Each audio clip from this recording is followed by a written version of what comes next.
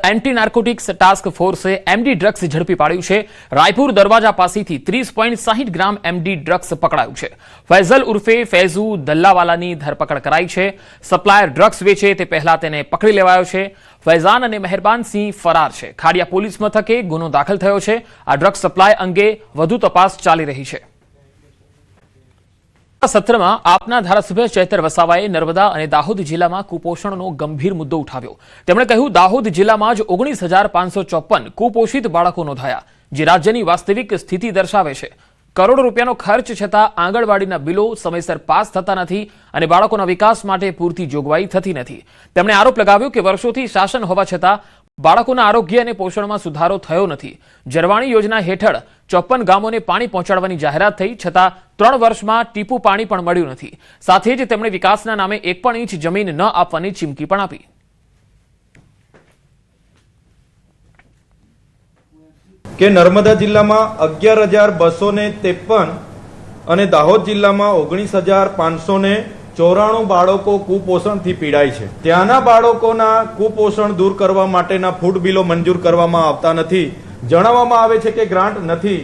આંગણવાડીઓનો પગાર વધારો કરવામાં નથી આવતો। આંગણવાડીઓના ગરમ નાસ્તાના અને ફ્રૂટના બિલો મંજૂર કરવામાં નથી આવતા। જણાવવામાં આવે છે કે ગ્રાન્ટ નથી। નર્મદાથી પાણી પુરવઠાની એક ઝરવાણી પ્રોજેક્ટ બનવાની છેલ્લા 3 વર્ષથી કામ ચાલે છે। 54 ગામમાં અમે પાણી પૂરું પાડીશું એમ દર્શાવીને કરોડો રૂપિયાના એમને બિલો ચૂકવવામાં આવ્યા છે। આજે એક પણ ગામને એક ટીપુ પાણી પણ એ યોજનાથી મળ્યું નથી। સત્ર ચાલી રહ્યું છે ત્યારે સત્રના પ્રશ્નકાળ બાદ કોંગ્રેસ નેતા અમિત ચાવડાએ સરકાર પર આકરા પ્રહાર કર્યા। તેમણે નલ સે જલ યોજનાથી લઈને જમીન રીસર્વે મુદ્દે પ્રશ્નો પૂછ્યા હતા। નર્મદા યોજના અને જમીન રીસર્વે સહિતના મુદ્દે તેમણે આરોપો લગાવ્યા। તેમણે જમીન રીસર્વેમાં કૌભાંડ અને અન્યાયનો આક્ષેપ કરી શ્વેતપત્ર જાહેર કરવાની માંગ કરી। નર્મદા યોજનામાં ભાગીદાર રાજ્યો પાસેથી ગુજરાતના હજારો કરોડ રૂપિયા બાકી હોવાની માહિતી આપી। સમગ્ર મામલે સરકાર કડક વલણ દાખવે અને કરોડો રૂપિયાની ચૂકવણી પૂરી કરાવે, જેથી આ રકમ રાજ્યના વિકાસમાં ઉપયોગી સાબિત થઈ શકે। આજ રીસર્વે એજન્સીએ ફક્ત ઓફિસમાં બેઠા બેઠા 8 કલાકમાં કર્યું હતું। એનો સ્પષ્ટ મતલબ છે કે આખા ગુજરાતમાં એજન્સી દ્વારા જે રીસર્વે કર્યો છે એ તમામ રીસર્વે ઓફિસમાં બેસીને ખોટી રીતે કોઈને ફાયદો કરાવવા કે કોઈને નુકસાન કરાવવાના હેતુથી કર્યો છે। ત્યારે રીસર્વે તાત્કાલિક રદ પણ થવો જોઈએ અને જે પેન્ડિંગ કામ છે એના માટે આજે મંત્રી તો જવાબ નથી આપી શક્યા, પણ મારી મુખ્યમંત્રીશ્રીને વિનંતી છે કે એમના હસ્તક જ્યારે વિભાગ હોય ત્યારે ગુજરાતના ખેડૂતો માટે એમની તકલીફોનું નિવારણ માટે રીસર્વેની શું સ્થિતિ છે એના માટેનું શ્વેતપત્ર બહાર પાડે એવી માગણી કરીએ છીએ। કે 31 જુલાઈના અંતિમ જે આંકડા છે મુજબ મધ્યપ્રદેશ પાસે 5,516 કરોડ રૂપિયા લેવાના બાકી છે। મહારાષ્ટ્ર પાસે 1,883 કરોડ રૂપિયા લેવાના બાકી છે। રાજસ્થાન પાસે 574 કરોડ રૂપિયા લેવાના બાકી છે।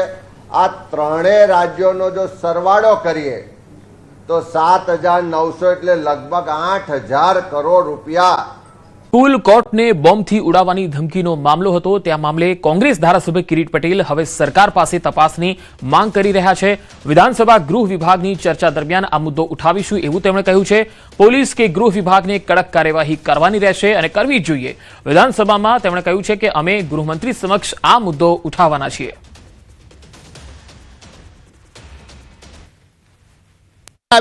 ખોટી ધમકીઓ આપી અને રાજની અંદર ડરનો માહોલ પેદા કરનારની સામે કડકમાં કડક કાર્યવાહી કરો।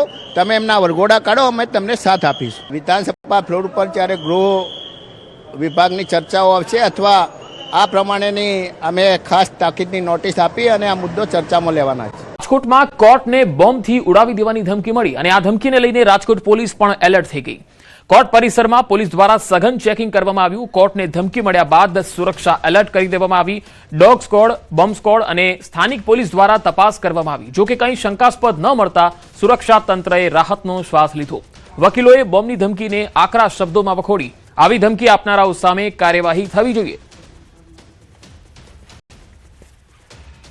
તો લગાતાર ગુજરાતમાં ધમકી આપવાનો સિલસિલો જારી છે। છેલ્લા 3 વખતથી આપણે એવું જોયું છે કે સ્કૂલોમાં ધમકી મળતી હતી અને હવે કોર્ટ પરિસર એ હિસાબે કોર્ટની કામગીરી આમ જરાક ગમગીન ભર્યું વાતાવરણ થઈ જાય છે, કારણ કે બોમ્બની ભૂતકાળમાં આવી રીતે અક્ષરધામને અહીંયા ત્યાં આવા અનિચ્છનીય બનાવ બન્યા, એટલે કદાચ એ કોઈ પકડાય કે ઓલું થાય તો એની અમે સખત ને સખત કાર્યવાહી થવી જોઈએ. છે ને કોઈ આતંકવાદી ખોટા મેલો કરી અને ભારતના અર્થતંત્રને નુકસાન કરવાનો પ્રયત્ન કરે છે. સ્કૂલો અને ખાસ કરીને કોર્ટ આ બે ઉપર ટાર્ગેટ છે અને આવા અવારનવાર ખોટા ઈમેલ કરે છે. આના માટે સરકાર અત્યારે કટિબદ્ધ છે અને આ જે આતંકવાદી તત્વો છે એને પકડી અને એને યોગ્ય નસીહતે પહોંચાડશે, કારણ કે આવી કોઈ ધમકીથી કોઈ ડરતું નથી. અહીંયા કોઈ પક્ષકારો કે વકીલો એને કોઈ ભય નથી, પણ આવું એક આવે એના કારણે છાપામાં અને મીડિયામાં જે આવે છે એનાથી સરકારની પ્રતિભાને ખરડાય એવું આ એક કૃત્ય છે. કાયદો વ્યવસ્થાની પરિસ્થિતિ ગુજરાતમાં જે સારી રીતે ચાલી રહી છે એને ડોળવા માટે, એને બદનામ કરવા માટે, લોકોને ડરાવવા માટે અને સરકારની જે કાયદો વ્યવસ્થાની પરિસ્થિતિ છે એ પરિસ્થિતિને સારી રીતે ન ચાલવા દેવા માટે થઈને જે આતંકવાદી કૃત્ય થઈ રહ્યું છે એને અમે સખ્ત શબ્દોની અંદર વખોડી કાઢીએ છીએ. રાજકોટની કોર્ટને ફરી એક વખત બોમ્બથી ઉડાવી દેવાની ધમકી મળી છે. આ ધમકીના પગલે અત્યારે dog squad, bomb squad alert થઈ છે. અત્યારે રાજકોટ કોર્ટ ખાતે જે છે એ તપાસ હાથ ધરવામાં આવી રહી છે. ઈમેલ મારફતે આ જે છે એ ધમકી મળી હતી. અત્યારે ડોગ સ્કોડ સાથે જે સુરક્ષા કર્મીઓ પહોંચ્યા છે. અત્યારે જે છે અત્યારે તપાસ પણ અલગ અલગ બેગની એની તપાસ પણ કરવામાં આવી રહી છે. જે શંકાસ્પદ વસ્તુ લાગે તેમની પણ અત્યારે તપાસ જે છે એ કરવામાં આવી રહી છે. ડોગ સ્કોડ આપ દ્રશ્યોમાં પણ જોઈ શકો છો કે જે રીતના ડોગ સ્કોડ દ્વારા જે છે એ આ જે તમામ જગ્યાએ તપાસ કરવામાં આવી રહી છે. આ પહેલા પણ રાજકોટ કોર્ટને બોમ્બથી ઉડાવી દેવાની ધમકી મળી હતી, ત્યારે વધુ એક વખત જે છે ઈમેલ મારફતે ધમકી મળતા સુરક્ષા તંત્ર પણ એલર્ટ થયું છે અને જે કોર્ટની જે કચેરીઓ છે, અલગ અલગ ઓફિસો છે, ત્યાં અત્યારે તપાસ હાથ ધરવામાં આવી રહી છે. આપણે એના દ્રશ્યો પણ બતાવવા માંગીશ કે જે રીતના અત્યારે સુરક્ષા તંત્ર દ્વારા જે છે કોઈ જે કસર છોડવામાં નથી આવી રહી. જે તમામ બાબત છે તેમની જે ઝીણવટભરી તપાસ કરવામાં આવી રહી છે. જે લોકર રૂમ છે ત્યાં પણ જે પણ વસ્તુઓ હોય છે તેમની અત્યારે તપાસ કરવામાં આવી રહી છે. ખાસ કરીને જે રીતના અત્યારે જે છે સુરક્ષા તંત્ર એલર્ટ થયું છે. જોકે આ રીતના અગાઉ પણ ધમકી મળી હતી. અત્યારે વધુ એક વખત ધમકી મળતા જે રાજકોટ પોલીસ છે તે પણ અત્યારે સ્થળ પર પહોંચી છે. એમના દ્વારા જે છે કોર્ટ પરિસર છે ત્યાં અત્યારે તપાસ હાથ ધરવામાં આવી રહી છે. હાર્દિક જોશી, ન્યૂઝ 18 ગુજરાતી, રાજકોટ. આ તરફ વડોદરામાં પણ વધુ એક ધમકી ભર્યો મેલ મળ્યો છે. હવે વડોદરા કોર્ટને ઉડાવી દેવાની ધમકી મળી છે. કોર્ટમાં બોમ્બ મૂક્યો હોવાની ધમકી મળતા ફફડાટ વ્યાપી ગયો. ડોગ સ્કોડ, બોમ્બ સ્કોડ અને પોલીસના ઉચ્ચ અધિકારીઓએ તપાસ કરી. પોલીસ કમિશનર નરસિંહા કુમારનું નિવેદન, વિદેશના આઈપી એડ્રેસ પરથી આ ધમકી ભર્યા મેલ આવી રહ્યા છે. સાયબર ક્રાઇમ સહિત અન્ય એજન્સીઓ પણ તપાસમાં જોડાઈ છે. ગઈકાલે સાંજે કારેલીબાગની બ્રાઇટ ડે સ્કૂલને ધમકી ભર્યો મેલ મળ્યો હતો, જેનું આઈપી એડ્રેસ વડોદરાનું હતું. એક બાળકે પ્રેન્ક કરવા માટે શાળામાં ધમકી ભર્યો મેલ કર્યો હોવાનું તપાસમાં ખુલ્યું.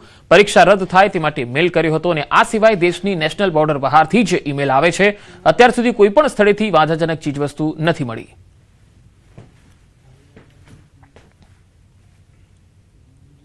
કોર્ટ પ્રિમાઇસીસમાં પણ મળી આવ્યું છે.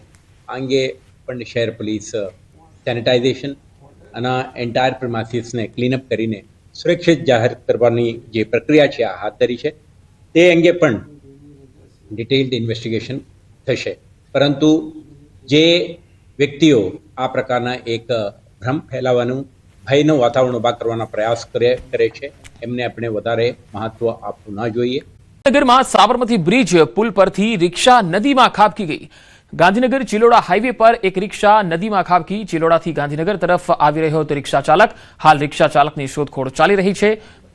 જે તસવીરો આવી રહી છે તે આપણે બતાવી રહ્યા છે. ગાંધીનગરના સાબરમતી બ્રિજ પુલ પરથી એક રિક્ષા નદીમાં ખાબકી ગઈ. ચિલોડા હાઈવે પર રિક્ષા નદીમાં ખાબકી હતી. ચિલોડાથી ગાંધીનગર તરફ આવી રહ્યો હતો રિક્ષા ચાલક. રિક્ષા ચાલકની હાલ શોધખોળ ચાલુ છે. તો આ ઘટનાને પગલે થોડીવાર માટે અહીંયા ટ્રાફિક જામની સ્થિતિ પણ જોવા મળી હતી, કારણ કે અચાનક અહીંયા રિક્ષા ચાલક નદીમાં ખાબકી ગયો. સાબરમતી બ્રિજનો જે પુલ છે ત્યાં અચાનક એક રિક્ષા ચાલક પસાર થઈ રહ્યો હતો અને એ રિક્ષા નીચે નદીમાં ખાબકી ગઈ. હાલ તેની શોધખોળ ચાલી રહી છે. ફાયર બ્રિગેડની ટીમ અહીંયા આવી પહોંચી છે અને સ્થાનિક તરવૈયાઓની મદદથી રિક્ષાને તો બહાર કાઢી લેવાઈ છે. રિક્ષા ચાલકની શોધખોળ ચાલુ છે. બોટ જોવા મળી હતી જેને પકડી પાડવામાં આવી. જેમ બે લોકો મળી આવ્યા છે. ખાસ ઈરાનના રહેવાસી છે આ બંને અને સ્પીડ બોટ ભાગ્યે જ આવતી હોય છે. 203 પેકેટ મળ્યા છે. સફેદ કલરનો પાવડર છે. FSLમાં મોકલવાની કામગીરી ચાલી રહી છે. બંને પાસેથી ફોન પણ મળી આવ્યા છે, જેમાંથી ઘણી હકીકત સામે આવશે. સ્પીડ બોટમાં અહીં વધુ ડેરિંગ કહેવાય અહીંયા આવ્યા છે આ લોકો, કારણ કે પંજાબથી કોઈ વ્યક્તિ ડિલિવરી લેવાનો હતો અને 8-10 કલાક સુધી રાહ જોયા બાદ ઓપરેશન આ પાર પાડવામાં આવ્યું. અબ્દુલ મજીદ અને અબ્દુલ સત્તાર નામના 2 આરોપી પકડાયા છે. 140 નોટિકલ માઇલ કાપીને 8 કલાકની વોચ બાદ આ ઓપરેશન પાર પાડવામાં આવ્યું. ઈરાની ડ્રગ સ્મગલર્સ હાજી ફિદા દ્વારા આ જથ્થો મોકલવામાં આવ્યો. કોઈ ભારતીય બોટને ડિલિવરી આપી પંજાબ મોકલવાનો હતો. આ પર્ટિક્યુલર કેસમાં સરપ્રાઇઝિંગ આ છે કે જનરલી આપણા કેસીસમાં બહુ રેર હોય છે કે બહુ સ્પીડ બોટ ઈરાનથી અહીંયા સુધી આવતી હોય. જનરલી એક મોટી બોટ આવતી હોય છે, એમાં એ સિમ્પલ ઇન્જન લગાવીને બહુ સ્પીડથી એ લોકો ચાલી શકે. બોટની સાઇઝ ઓછી હોય, નાની હોય છે, અને એમાં ઓબીએમ જે ઇન્જન હોય બહાર લાગતો હોય, જેનાથી બહુ તરત જ એ બહુ તેજ સ્પીડ પકડી લે છે. એના પાસેથી જ્યારે એની ચેકિંગ કરવામાં આવેલી તો 203 પેકેટ મળ્યા છે. 203 પેકેટમાં જે કેમિકલ છે, એક વ્હાઇટ કલરનો પાવડર જેવું છે, જેના હાલમાં જસ્ટ બોટ અમારી જેટી ઉપર આવી છે. એનો એનાલિસિસ ચાલુ છે. FSL ત્યાં પહોંચી ગઈ છે. પ્રાઇમા ફેસી જે છે કે જે આપણો હિરોઈનનો અને જે ટ્રેડિશનલ જે ડ્રગ કિટ છે એની અંદર એ કેમિકલ ડિટેક્ટ નથી થઈ રહ્યો, તો એના આગળ જે FSLમાં મોકલવાની કામગીરી ચાલુ છે. આ ગરણી ગામે ખેડૂતના મકાનમાં ભેદી ધડાકો થયો છે. વહેલી સવારે 4:30 કલાકે મકાનના રસોડામાં ધડાકો થયો. સ્લેબવાળું પાકું રસોડું તૂટી ગયું અને આસપાસના મકાનને પણ અસર થઈ. રસોડાનો ગેસ અને ફ્રીજ સલામત છે. ધડાકો થતા મકાન માલિક અને આસપાસના લોકોમાં ડરનો માહોલ વ્યાપી ગયો. નાગજીભાઈ ચોપડા પટેલના મકાનમાં આ ભેદી ધડાકો થયો. ઘટનાને પગલે લોકોના ટોળા એકત્ર થયા. બાબરા પોલીસને જાણ કરવામાં આવી. મકાન માલિક નાગજીભાઈએ પ્રતિક્રિયા પણ આપી.